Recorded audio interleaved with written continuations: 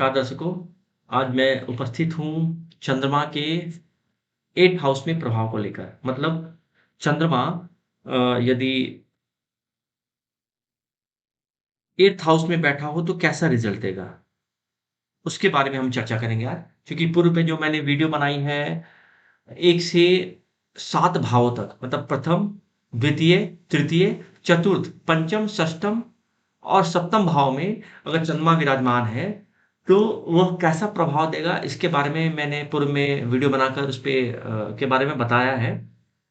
अभी जो हमारा आज का जो वीडियो है, वह है कि चंद्रमा 8th हाउस में अगर हो किसी भी जातक की कुंडली में, तो वह कैसा प्रभाव देता है। देखिए, एक तो चीज़ हमेशा ध्यान में रखनी चाहिए कि सूर्य और चंद्रमा को अष्टम का दोष नहीं लगता है।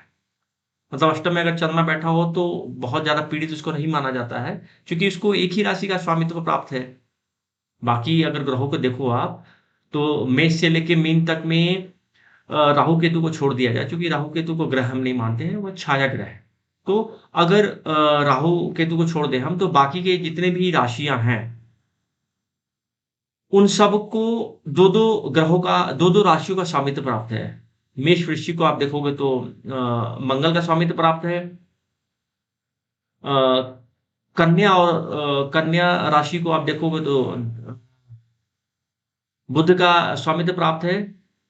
वृष राशि को देखो तो शुक्र का है स्वामित्व प्राप्त। वृष और तुला राशि शुक्र की हो गई आपकी। मिथुन कन्या राशि बुध की हो गई आपकी। ठीक है। कर्क और सिंह आपको क्रमशः चंद्रमा और सूर्य का स्वामित्व प्राप्त है। इसके अलावा फिर आप आगे आ जाओ तो मीन और धनु राशि जो आपकी है, वह उस पर गुरु का स्वामित्व प्राप्त है, और मकर और कुंभ राशि पर शनि का स्वामित्व प्राप्त है।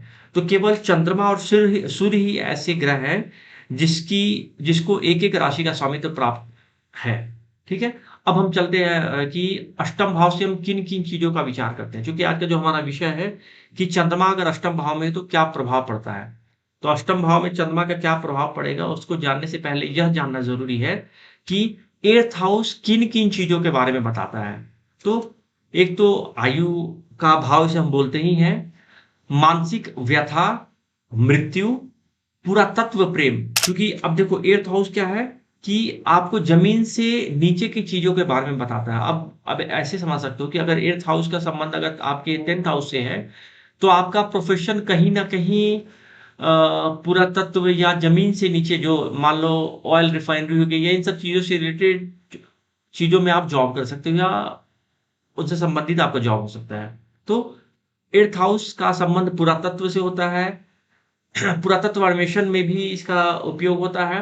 विदेश निवास, गूढ़ युक्तियां, पूर्व संचित जो भी धन होते हैं उसके बारे में भी है। गड़ा हुआ धन जो प्राप्त होता है किसी को, तो 8th हाउस की वजह से ही होता है।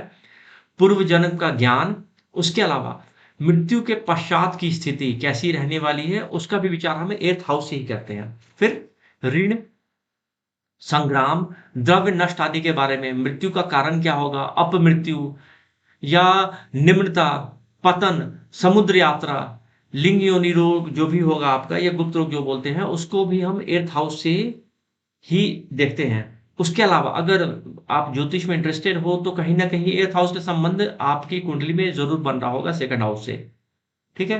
तभी आदमी ज्योतिष सीखता है, क्योंकि ये गूढ़ विद्याओं का भी भाव है। तो अब ये तो आपका 8th हाउस से रिलेटेड हो गया। अब एक बार चंद्रमा को देखते हैं कि चंद्रमा किन किन चीजों का कारकत्व लिया हुआ है। तो चंद्रमा को हम देखें तो चंद्रमा का जो कारकत्व है माता का है। चंद्रमा मन का कारक होता है। उसके अलावा चंद्रमा यश, संपत्ति, कवित्व शक्ति आपकी कितनी है, उसके बारे में विचार हम चंद्रमा से ही करते हैं। उसके अलावा कविता, आपकी इमेजिनेशन पावर कितनी है, उसका विचार हम करते हैं। निद्रा, कलाएं, निपुणता, मातृदुग्ध, स्त्रियों का जो मासिक धर्म है, जो पीरियड्स होते हैं फीमेल्स के, उसका विचार भी हम चंद्रमा से ही करते हैं। उसके अलावा औषधि पर भी चंद्रमा का ही अधिकार है। फिर जो सिंचाई से संबंधित जो साधन होंगे आपके, उस पर चंद्रमा का अधिकार है। तालाब और जितने भी तालाब के अलावा जितने वाटर सोर्सेज हैं, उन सब पर भी चंद्रमा का ही अधिकार है। फिर जो स्टैंप होता है उस पर चंद्रमा का अधिकार है। उसके अलावा जो स्टैम्प से संबंधित जो भी कार्य होंगे, उस पर चंद्रमा का अधिकार है। दूध, दही, बर्फ खाने, मधु, पुष्प और सुगंधित पदार्थ जो भी होंगे, ये सब चंद्रमा के ही स्वामित्व में होते हैं, ठीक है? उसके अलावा कफ हो गया, हृदय, क्योंकि 4th हाउस कालपुरुष की कुंडली का कर्क राशि होती है, तो इसीलिए शरीर के हिसाब से हृदय ही चंद्रमा के लिए स्थान दिया गया है। स्त्री जाति जो भी है वो नारी शक्ति हो गया, ज्योतिषी, गायक, नर्तक, शंख, श्रृंगार, चांदी और मन की प्रसन्नता, उसके अलावा आपका मुख की सुंदरता, स्त्रियों का गर्भाधान और गर्भधारण क्षमता, क्षेत्र की दृढ़ता, मतलब कोई स्त्री क्या माता बनने योग्य है या नहीं है, उसमें क्षमता है कि नहीं, उसका भी विचार हम चंद्रमा से ही करते हैं। श्वेत वर्ण का विचार हम चंद्रमा से करेंगे। उसके अलावा अमोद प्रमोद और मनोरंजन और जो भोज्य पदार्थ होते हैं उनका विचार भी हम चंद्रमा से करते हैं।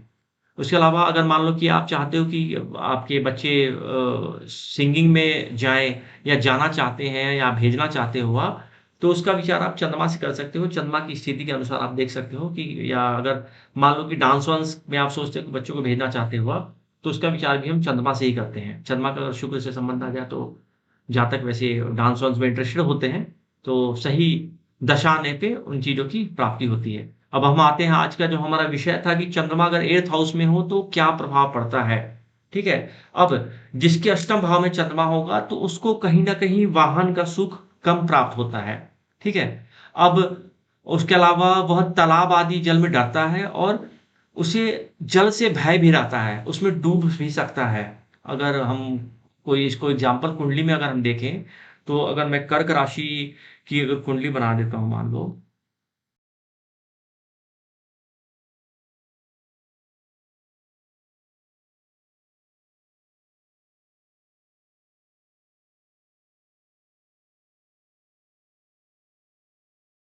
तो ठीक है? अब अगर ऐसी स्थिति कहीं न कहीं अगर बन रही है, तो हम बोल सकते हैं कि ऐसे व्यक्ति को ना जल से डर लगता है और जल में डूबने का भी खतरा इसको बना रहता है। तो अगर किसी वाटर सोर्स के पास जाते हैं, तो इसका आपको ध्यान रखने की ज़रूरत है हमेशा। और आप गौर करेंगे आपको जल से डर भी लगता होगा, ठीक है? और इसके अलावा पत्नी और प्रेमिका के कारण वह अपने बंधुओं को त्याग देता है। उसके अलावा यदि चंद्रमा स्वराशि या स्वउच्च का होकर अष्टम भाव में बैठा हो, तो पूर्ण चंद्रमा अगर है, पूर्ण चंद्रमा से दीर्घायु और क्षीण का चंद्रमा होगा तो कहीं न कहीं मध्यम आयु मिलती है। अब उसको अगर समझना है तो कुंडली में हम समझ सकते हैं कि अगर मैं इसको वृष लग्न की कुंडली बना दूँ मैं, तो चंद्रमा को 8th हाउस में बिठा दो आप और इसको मैं हटा के यहाँ वृष लग्न कर लो आप। तो वृष लग्न करने से आपका उम, यहाँ पे 6, 7, 8 और 9 हो गया, ठीक है? अब अगर यहाँ पे मैं यहाँ आ गया सूर्य, चंद्र और अ, चंद्रमा को यहाँ पे कर लो, ठीक है? तो ये बेसिकली आप चलो बुध और शुक्र को यहाँ बिठा दो आप, बुध और शुक्र यहाँ बिठा दो, ये नई पोज़ीशन। तो ये कहीं न कहीं ऐसी स्थिति अगर होती है तो आपको मध्यम आयु या अगर पूर्ण यहाँ पे क्या होगा, चंद्रमा पूर्ण चंद्रमा हो गया है, क्योंकि आप देखो चंद्रमा 180 डिग्री पर सूर्य से है, तो यहाँ पे आयु ठीक-ठाक रहने की संभावना है। तो ये सब कारकत्व थे 8th हाउस के, और 8th हाउस में चंद्रमा जिसके विराजमान हो, उसके बारे में हमने फल की चर्चा की है। उम्मीद करता हूँ कहीं न कहीं ज्ञानवर्धक तो ज़रूर रहा होगा। और अगर जो चीज़ें मैंने बताई हैं किसी की कुंडली में ऐसी मिल रही हैं, तो आप कमेंट में ज़रूर लिखें, ताकि आपको भी पता चल सके कि आप सही चीज़ों को ग्रहण कर रहे हैं। उम्मीद करता हूँ वीडियो अच्छा लगा होगा। अंत तक मेरे साथ वीडियो में बने रहने के लिए, और हाँ, अगर आप तक अभी तक आपने वीडियो को सब्सक्राइब नहीं किया है तो काइंडली सब्सक्राइब कर लें, ताकि आपको अपडेट मिलते रहेगा और जो भी नए वीडियो आते रहेंगे आप उससे लाभान्वित हो पाओगे। तो अंत तक मेरे वीडियो के साथ बने रहने के लिए बहुत-बहुत धन्यवाद। नमस्कार, जय हिंद।